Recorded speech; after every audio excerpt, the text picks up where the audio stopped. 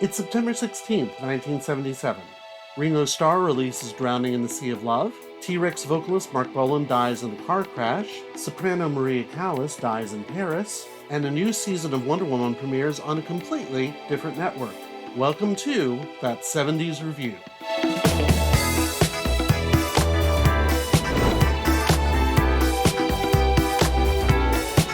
Hello, fellow time travelers, and welcome to That 70s Review, where we look at shows we loved as kids and which you're coming to love as adults to see if they hold up. And this is our look at seasons 2 and 3 of Wonder Woman. Yeah, that's the one. Now, if you watched my first video, and if you haven't, go watch. I apologize for the lighting, but yeah, it's worth looking at, I think. You already know that Wonder Woman, starring Lynda Carter as Wonder Woman / Diana Prince, and Lyle Waggoner as Steve Trevor, had already had a decent first season on ABC and was a verifiable hit. Problem was, the show was set in World War II, and the network was getting antsy about how much it cost to produce a period-based show, something that they seemed to have a lot of trouble with, yeah? Although they seem to have no problem producing Happy Days, but go figure.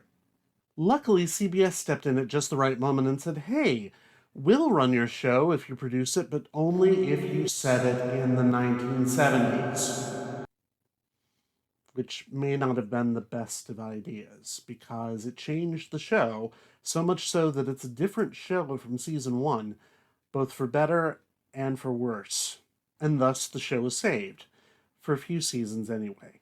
Just a quick sidebar, that season set in World War II was so popular that the comic book being produced at the time started being set in World War II, which just goes to show that Lyle Waggoner was probably right when he said if they'd continued to fight the Nazis, they'd still be on the air because the comic series still is going. Now titled The New Adventures of Wonder Woman because it's new, not old. The second season made its debut with the episode The Return of Wonder Woman, obviously.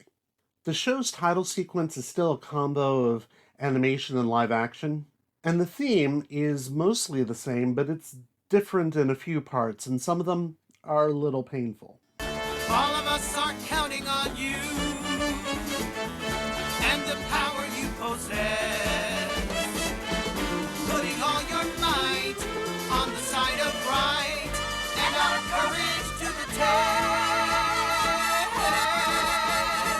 Now wait a minute. That scans even worse than the first season theme for some reason. It just doesn't quite sound right, and believe it or not, that's not the worst lyric in the theme. By and large, it's the same opening as before, just a lot less cartoons and a lot more live action, and all of it set now in the 1970s. This first episode kind of hits all the same beats as the first season's premiere, except it's got to update everything. And apart from the notable casting of Fritz Weaver and Jessica Walter from Arrested Development and Archer as the main villains, and Beatrice Straight as the third and, for my money, the most convincing Queen Hippolyta, there's not a lot that's memorable about the plot of this episode. So forgive me if I skim over it because... As before, it starts with Steve Trevor crash landing in a plane just off Paradise Island. It's like the damn thing's made of magnets or something. But this time, instead of being part of the army in World War II, he is an IADC agent. Yeah, that's a mouthful, and I'll trip over that a couple times during this video. He's an agent for that. And this time his plane gets hijacked over the Bermuda Triangle, which is, of course, where Paradise Island is, because the 1970s was obsessed with the Bermuda Triangle. But bear in mind, it's the 1970s, so this is Steve Trevor Jr., and when Diana is one of the first on the scene, she's struck by the resemblance between Steve and his father, because they're played by the same actor, probably, whom she apparently left behind decades ago.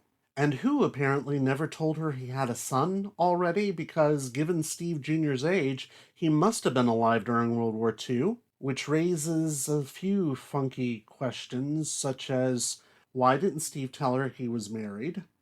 Why does he not tell her that he has a son? And why does she never meet him? We didn't think it through. But hey, at least they're not trying some wibbly-wobbly, timey-wimey thing like the new movie's doing, I think. I haven't seen it yet. I will. Diana goes to her mother to try to convince her to send Diana back to man's world, which gets this very odd response. Never. What exactly happened in that 30-year gap, Maybe somebody in man's world managed to kill her other daughter, Drusilla? Isn't it pretty to think so? In any case, the Queen soon relents. The local Amazon witch doctor puts a post-hypnotic suggestion in Steve's mind telling him he's about to get a new colleague at the AIDC. I got it wrong, didn't I? IADC. My God, that's difficult. I'm just going to start calling it the agency. Anyway, she puts in this post-hypnotic suggestion, and off they go.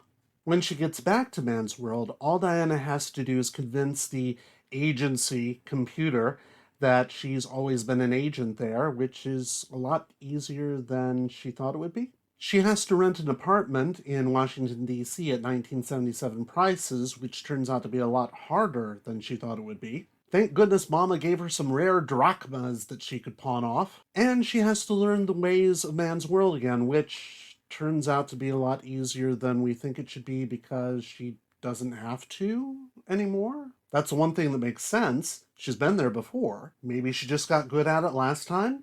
Or maybe she's been monitoring man's world without checking in on Steve and thus not knowing about his kid, which just still doesn't make any sense at all. There's a lot we're not being told here, and we never will be. Now, as we've already said, Lyle Wagner always said that the show would have kept going on forever if they had continued fighting Nazis. But there is some dramatic potential in bringing a character from the 1940s into the present, and to their credit, the writers and producers do try to mine that for a little while. When Diana finally meets Steve, when he's awake, in her Wonder Woman persona, he tells her how his father would tell him stories about her, presumably every day after he comes home from work if Junior is as old as he looks. And you made him tell the truth with the lasso. That's right. You know all about that? Sure. When I was a kid, my father raised me on stories about Wonder Woman, how they worked together and all the adventures that they had. I used to think he exaggerated. Your father was a very truthful man. He also said you were gorgeous. Hey, wait a minute. You couldn't have known him. Why, you can't be more than 23, 24. Come on, tell me the truth. I will be 2,527 years old on my next birthday. Damn, must be all that Maybelline moisturizer, huh? The setting is not the only new thing about the New Adventures of Wonder Woman. Diana starts getting a whole slew of new outfits for every occasion, such as her diving suit and her motorcycle gear, because 70s. She also gets some new abilities this season, like being able to communicate with Mama through her tiara, which is actually something she could do, kinda, back in the comics. And being able to talk directly to animals, which is kinda sweet when it works and really just awful when it doesn't. It will also play a huge role in a later story. One of the better changes is that unlike in the World War II episodes, Steve Trevor treats Diana exactly like an equal, whereas before, when she was his father's secretary, his father treated her like any other fragile woman. Steve Jr. accepts her as an equal agency agent. For the next few episodes, both villains and secondary characters alike will refer to the Wonder Woman of old as a legend, making her appearance in the 1970s all the more wonderful. You see what We even get to check in on the Nazis in the second episode, which of course is set in Argentina because Nazis, Argentina, peanut butter chocolate, and of course they're trying to create a clone of Adolf Hitler, like those silly Nazis always do. The third episode of the season even features a Japanese soldier with the power of telekinesis who wants to kill Wonder Woman because he blames her for the death of his brother during the war, when it turns out she thought that he was dead the whole time, and so she took his brother to a foster family, and the brother is still alive. This is actually one of the better episodes, because it deals with Wonder Woman's past and her involvement in World War II, obviously in stories we never saw. but it does show that she's had an effect on man's world since being there previously. It's a good look for the show. It's a shame it doesn't last. We also get some new characters such as Joe Atkinson, who is Steve and Diana's superior at the agency. He's played by Norman Burton, who played Felix Leiter in Diamonds Are Forever. And that casting is probably no accident. Several of the episodes in this first season are much more like Mission Impossible or Man from U.N.C.L.E. than they really are Wonder Woman, except for the appearance of Wonder Woman in them. And the IADC is essentially the MI6 for the US, much like the UNCLE or the IMF or the ISIS. Not that ISIS, thank you very much. Don't demonetize me, please. Or any number of secret government organizations we've seen on TV that keep the world safe. Joe is said to have been in intelligence in World War II, so you'd think that there would be a reference to him having met or even remembering Wonder Woman. And there's a mysterious superior with a southern drawl who gives the agents their missions for the first few episodes. You are watching the last liftoff, supervised by Dr. Kenneth Wilson. This, as you probably know, is Dr. Wilson enjoying that event. For 14 years, Dr. Wilson led that portion of our space program which determined who an astronaut was. Making the show feel even more like Mission Impossible or Charlie's Angels than a superhero show, at least for now. Luckily, they get rid of that character very quickly. But they do something really interesting in the fourth episode, in which Diana has to make a choice between the security of Paradise Island and the security of the United States. Suddenly, this show feels like it has continuity, which is a really rare animal in shows like this in the 1970s. And just as suddenly, things begin to shift again.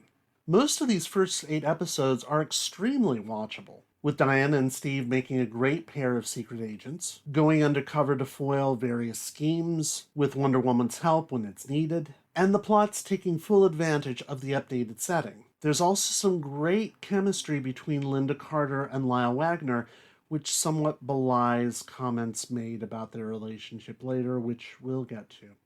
There's only one exception in these first 8 episodes, and it's a real stinker. It features Martin Mull as a rock star with a talent for hypnotizing his young fans like the Brady Bunch's Eve Plum. Unfortunately, that's all he's got a talent for. Love is what you make it, how you give and take it. Yeah. I know there's a lot of bad music in the 70s, but how did this guy ever get popular? It's only when the show remembers that it's set in the 70s and tries to act like it's in the 70s that we ever get problems like this. And to make it all worse, this is one of the few times that we get a villain from the comics, but from the Flash comics, not the Wonder Woman comics. It's very odd. So forget about seeing Giganta, because technically you've already seen her, and forget about seeing Cheetah, unless you want to go see the new movie. Just be safe when you do and wear a mask. But as I said, as soon as they get to episode 9, things start shifting again. We suddenly have teasers before the opening credits. The opening sequence is finally redone with nothing but live action clips. And worst of all, the theme is reduced to a very tinny sounding instrumental track, with our lovely background singers being the only survivors of the purge.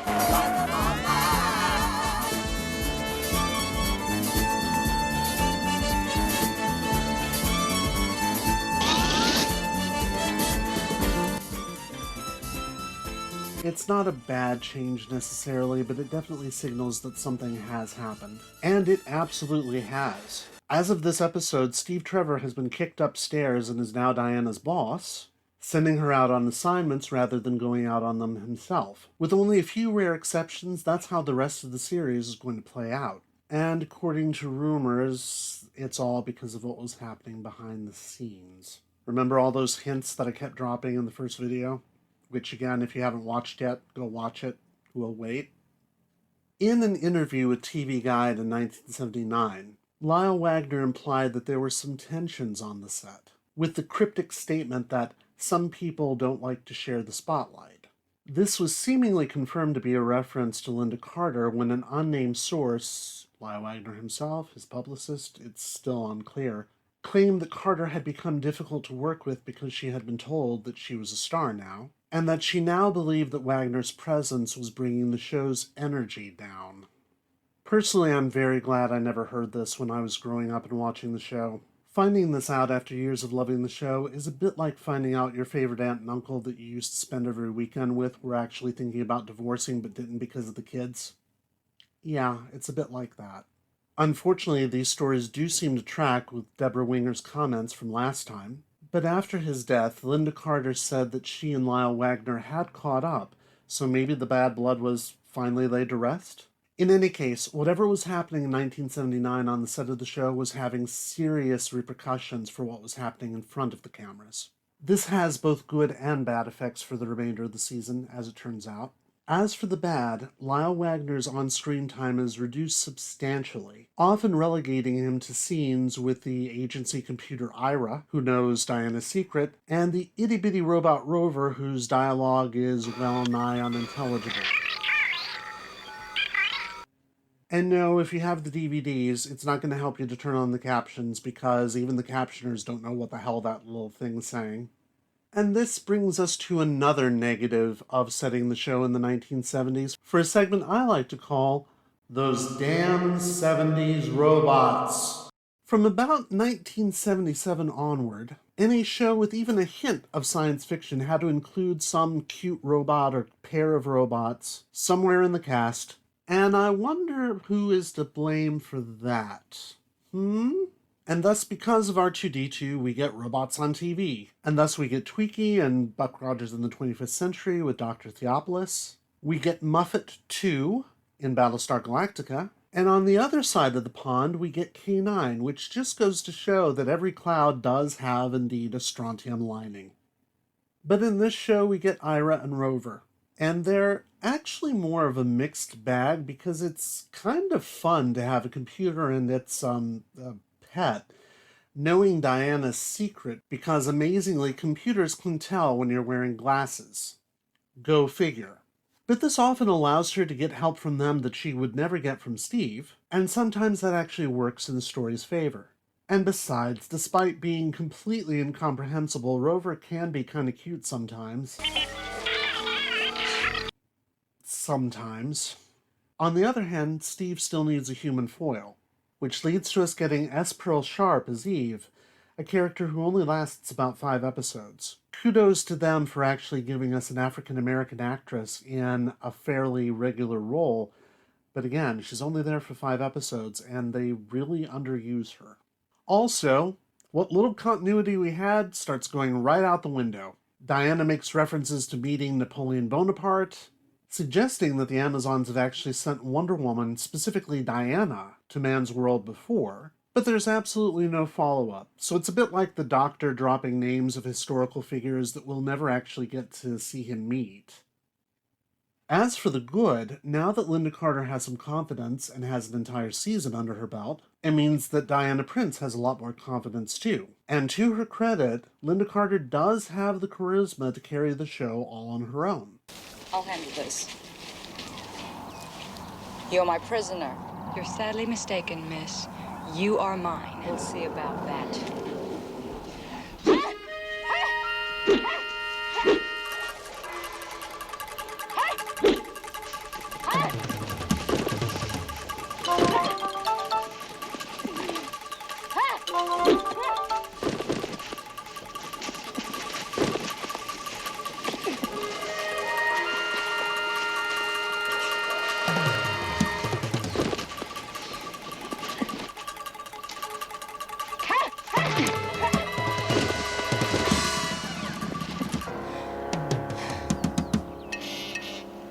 Congratulations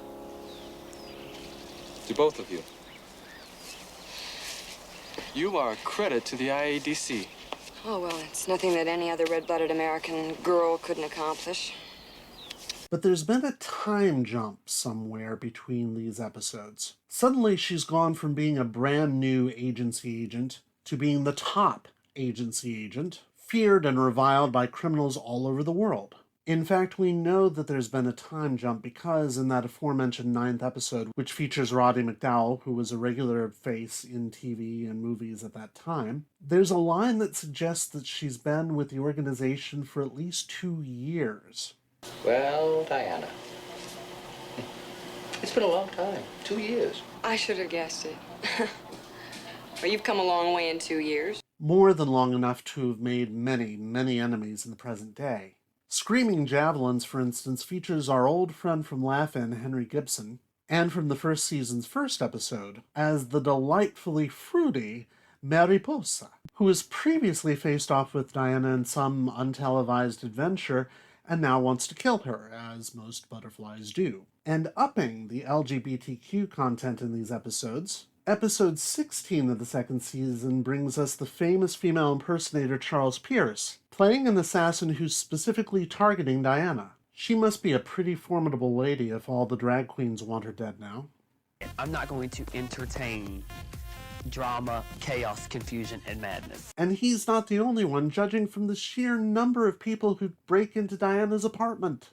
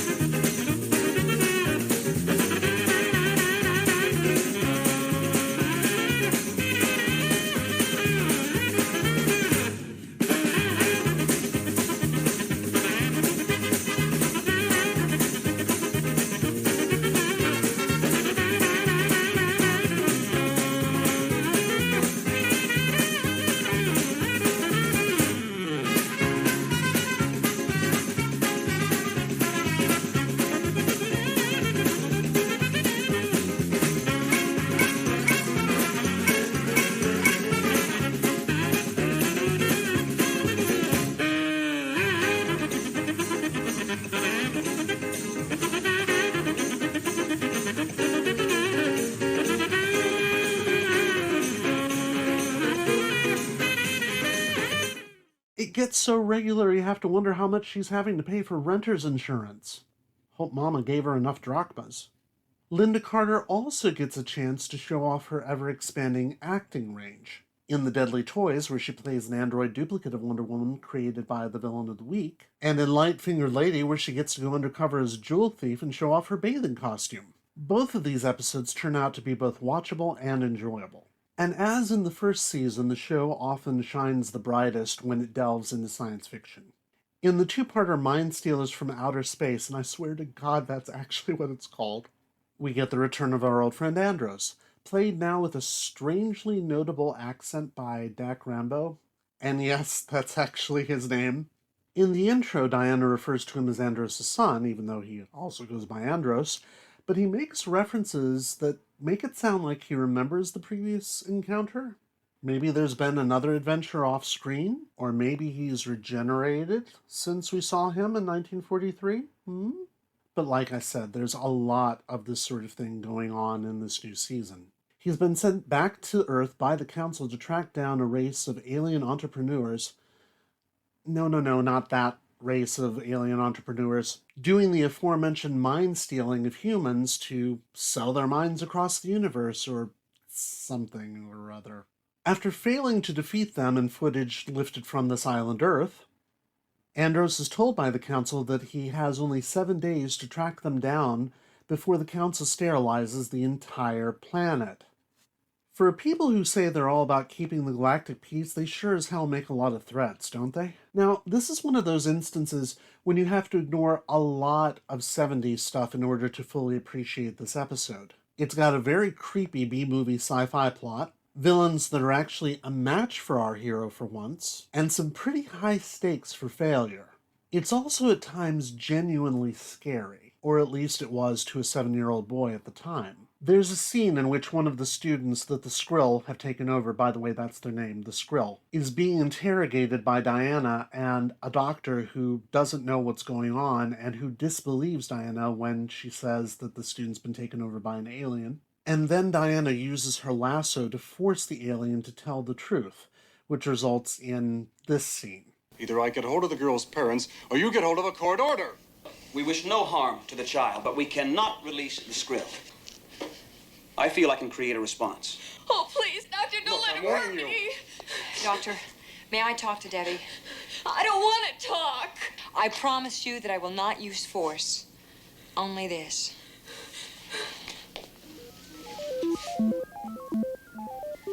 Now, I command you. Tell me who you are and what you are. What?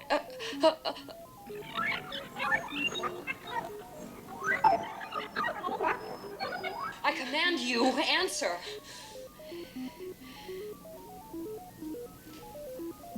I am the Skrill. Thank God. Oh, yes. Fall back on religious superstition, Doctor. First, sentimental sympathy for a poor child, and then heaven help you.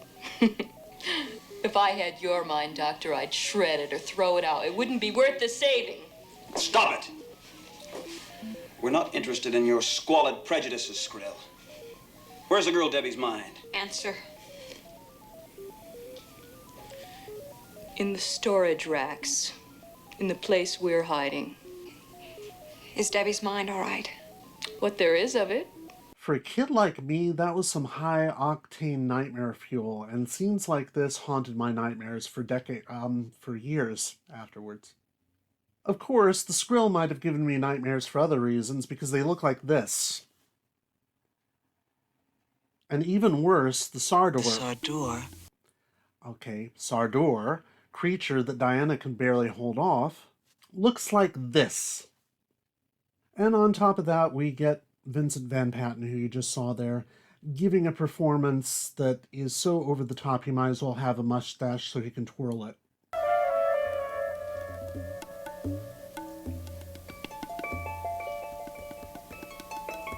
Unquestionably the same human. Yes. In the persona of Diana Prince, she is vulnerable.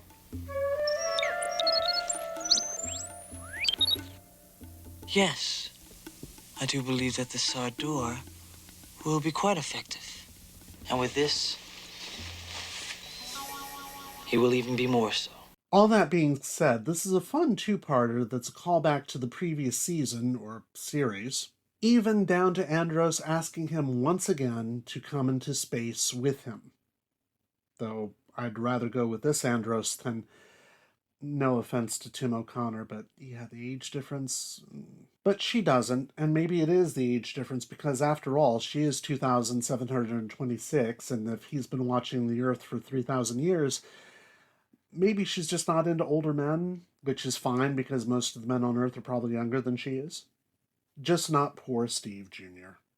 There are some other good episodes in the second season, but they just manage to outnumber the bad ones, which unfortunately are all bunched up at the end of the season. Seance of Terror features a psychic kid played by the brother of Brady Bunch's Mike Lukenland, and he takes photos that show us dead people. He sees dead people everywhere, and they don't know they're dead. And whose aunt and uncle use this ability to try to swindle people out of money. How does Wonder Woman fit into this kind of plot?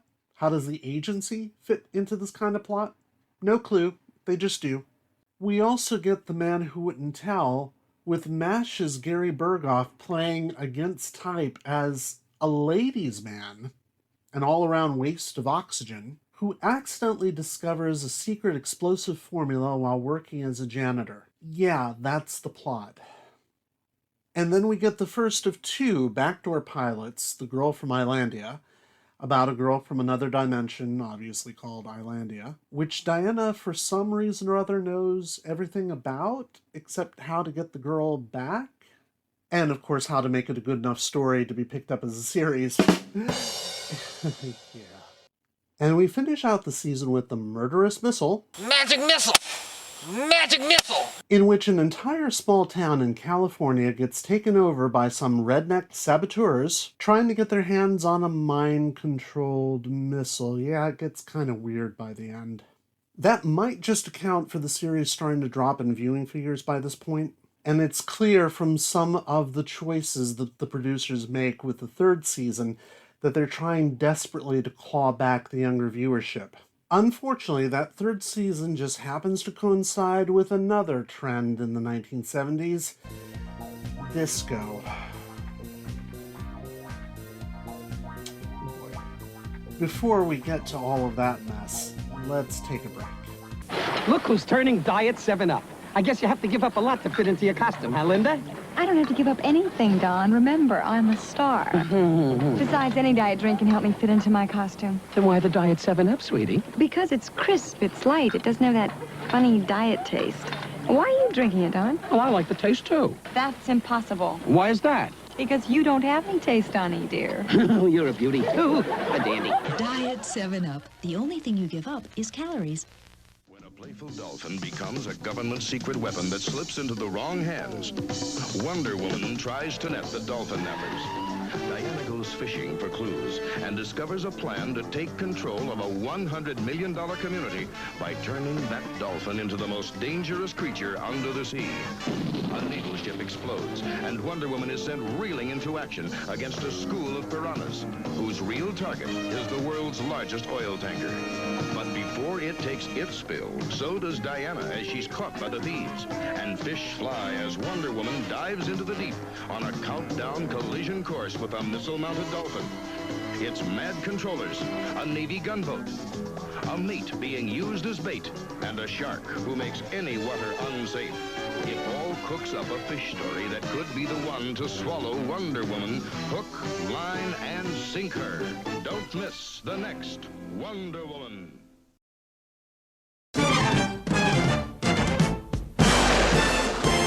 As soon as you hear the theme from the third season that started in September 1978, you know that they have been snorting the disco dust mighty hard.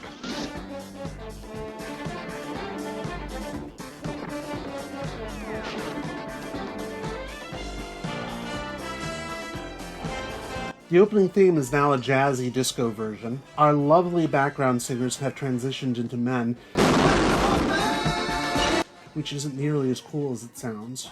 And this version even has that 70s string thing. In fact, the music for the entire show undergoes a change for the worse. Now, we haven't really talked about the fact that every time Diana transforms, we get her transformation music, which is actually kind of cool. It's a little bit like Sailor Moon before Sailor Moon, though not nearly as long. But now we don't get the transformation music, nor do we get her background singers. We instead get the same sort of generic cop show music that was in every show from Chips to Hawaii Five-0 during that year.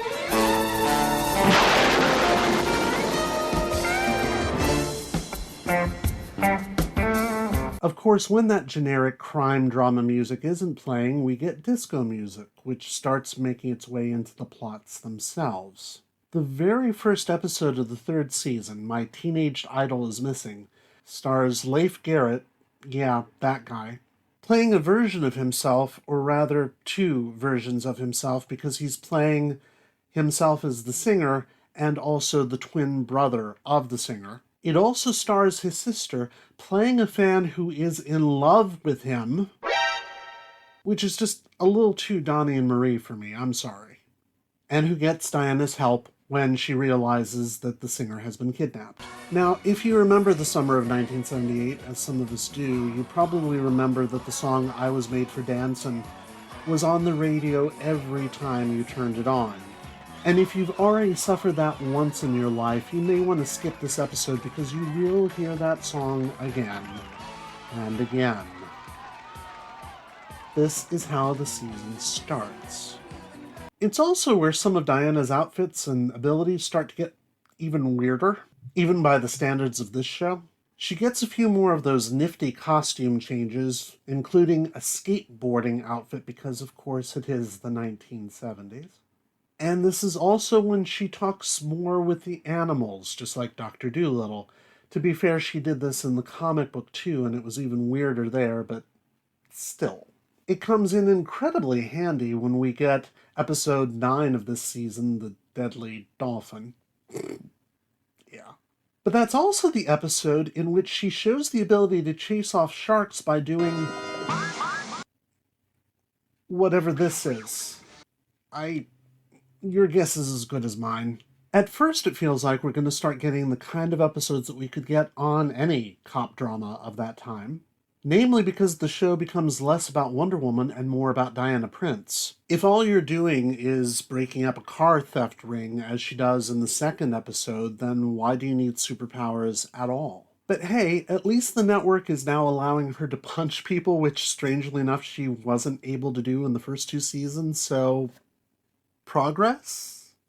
Which would be fine, except then the show starts pumping some weird plots at us again, resulting in a strange mixture of both decent and really indecent episodes. Okay, you're going to see in a moment why I need to read this directly off the auto cue.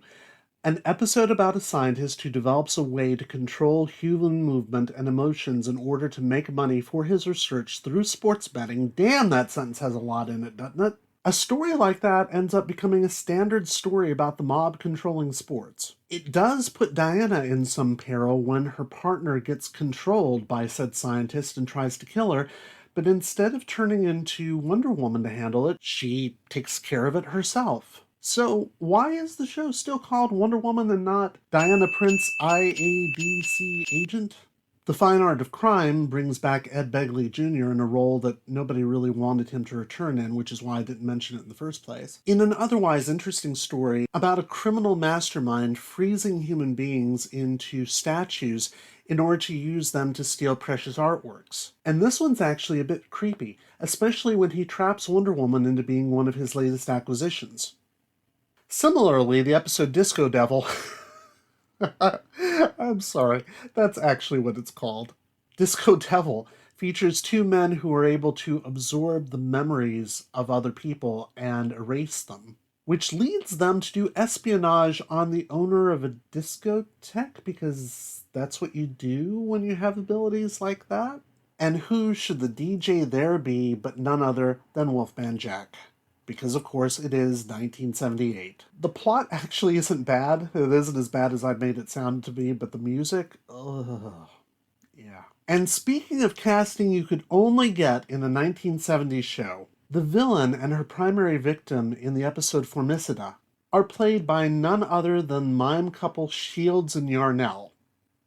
Shields is a bit of a damp squib, as he always was when you actually gave him words to say, but Lorene Yarnell is actually amazing. She plays a mousy scientist with an interest in ants, who transforms herself into a villainess who can actually control them. In a series based on comic books that has a serious dearth of comic book villains, she's a really welcome change. And it's a pity that this character doesn't get a second appearance. But remember how I said the show usually shines when it does science fiction? That's not always true. In the aptly named episode Time Bomb, a pre-Knots Landing Ted Shackelford, who had been in the show the previous season as well as a different character, as well as Joan Van Ark, play scientists from the 22nd century, who create a time portal to come back to the 1970s. Van Ark's character is for some reason fascinated by our era's fascination with money, and so she comes back to try to raise a fortune for some reason. Shackelford's character helps Diana foil the plot, which might also have stopped a nuclear holocaust in the far-flung year of 2007 from actually happening. Guess it worked, because we're all still here. Socially distanced, but still here. The plot of the episode may not have been too terribly bad, except it drags to a crawl and then ends up being just a criminal chase episode by the end.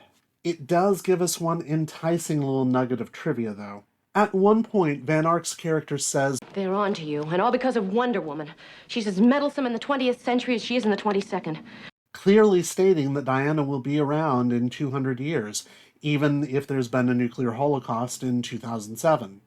Oh, and apparently all of Earth in their time period looks like stock footage from Space 1999, so we have that to look forward to. Later in the season, we do get some rather good sci-fi, but it comes at the expense of Diana suddenly being very skeptical of the existence of aliens, even though she's already met this guy twice. And speaking of old Andros, isn't that Tim O'Connor playing the Air Force expert in the episode about fake alien invasions? Maybe it's Andros undercover or something? Anyway, we do have to wait until near the end of the season for the good sci-fi, which is the two-parter, The Boy Who Knew Her Secret. In it, Clark Brandon plays a boy who, well, you know. This one does have actual aliens, in the form of creatures who live in small glass pyramids who then transfer their consciousness into human bodies and vice versa, which is kind of creepy and horrific, to be honest. As it turns out, spoiler alert, they are here to track down yet another alien, a shapeshifter, who is also a horrific killer, and who is trying to track them down in order to destroy them. This shapeshifter turns into Diana's liaison, a dog, Diana herself at one point, and then eventually turns into this. Whatever this is. It's an embarrassment is what it is. And despite all of this, it really is one of the better episodes of the third season. For one thing, it's a straight-up tribute to Invasion of the Body Snatchers, and in some way it's even a bit creepier than the remake of the movie that was made that same year. Those faces of the possessed humans trapped in the pyramids really is quite nightmarish, and again, haunted my nightmare for years. Yeah, you've done that joke already. We also get a non-regular character who, well, knows her secret, which is pretty surprising. And not only does he know her secret, which she finds out about, he finds it out again after she's used the lasso to erase his memory, which sets up the possibility of a return for this character, though not as Wonder Lad, which apparently they were trying to do. It even ends up serving the plot at one point because after the alien shape-shifting killer, God, that's hard to say, after the alien shape-shifting killer makes Diana forget that she herself is Wonder Woman, the alien tries to trick the boy into giving up the last pyramid because that's what the boy has, the last pyramid, but he makes the mistake of appearing to the boy as Wonder Woman, in the cape no less, at the same time that Diana is there. We haven't said nearly enough about that cape. My God, it's just glorious. The boy knows it can't be her, even if Diana doesn't. And that's pretty good plotting. While the series never produced a Wonder Lad spin-off, thank God, it did try to produce 2 other spin-offs. And there's a really good reason why neither series was picked up.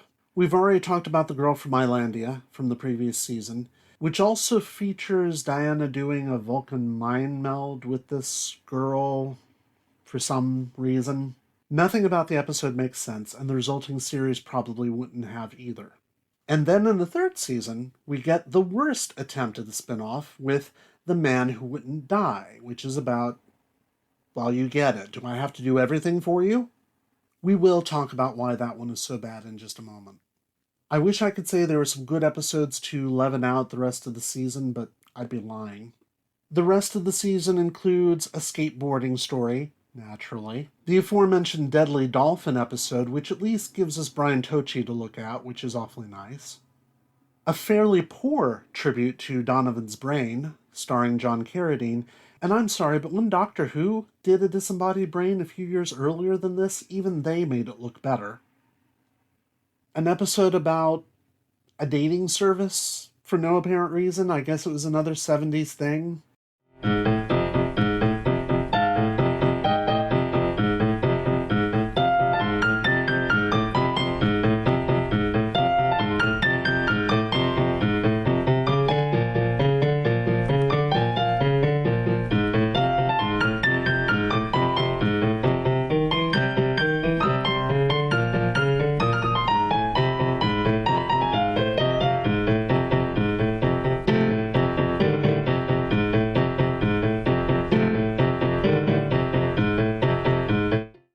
And an episode called Amazon Hot Wax, which is not about what it sounds like it's about. It instead features Diana going undercover as a singer, hence the hot wax, you see. At least that one has some watchable moments. It features That's Incredible's Sarah Purcell playing a villain, for one thing, and Lynda Carter gets to sing because, boy howdy, can she sing. Everybody is in the same boat, baby. Everybody's got a row. Everybody is in the same place, baby. Everybody's got to go. In fact, very soon, Lynda Carter would transition to doing TV specials in which she would do a lot of singing, mainly because she needed something to do. It's quite clear by this point that the show is essentially on life support. And by the end of the series, we get a sense of just how desperate the producers have become. Now, depending on how you watch the show, whether it's on DVD or DC Universe Online or some other service, you may see this season end rather oddly. If you watched it the way I did this time around for reviewing the show, Diana packs up her stuff, transfers to the LA IADC office, and has that adventure in the backdoor pilot with the aforementioned man who couldn't die, and then moves right back to DC again for the two-part finale, including a roller coaster, watched over by some Phantom of the Opera ripoff, played by Jared Martin, who would later star in the series War of the Worlds, and featuring one of my biggest crushes from the 1970s, Ike Eisenman. So there is something to look forward to. IMDb lists the episodes in that order, and DC Universe shows them in that order because that's the way they originally aired. But that move to LA was meant to come after the two-parter, and it was meant to be yet another reboot of the show, getting rid of poor Lyle Wagner entirely, and introducing a new set of supporting characters, including Diana's sexist new boss Dale, an indestructible chimpanzee, and no, I'm not kidding about that, and drumroll please, Wonder Woman's very own version of Cousin Oliver, T. Burton Phipps III. He's the jive-talking hustler kid of one of Diana's co-workers at IADC LA. Oh, that's hard to say. Who gets to walk around this highly secure facility like he's the local lunch lady, selling overpriced food to everybody. And he's played by the equally amusingly named James Bond III. By now it's 1979, and even though the show has only had 3 seasons, it's been on the air for 4 years.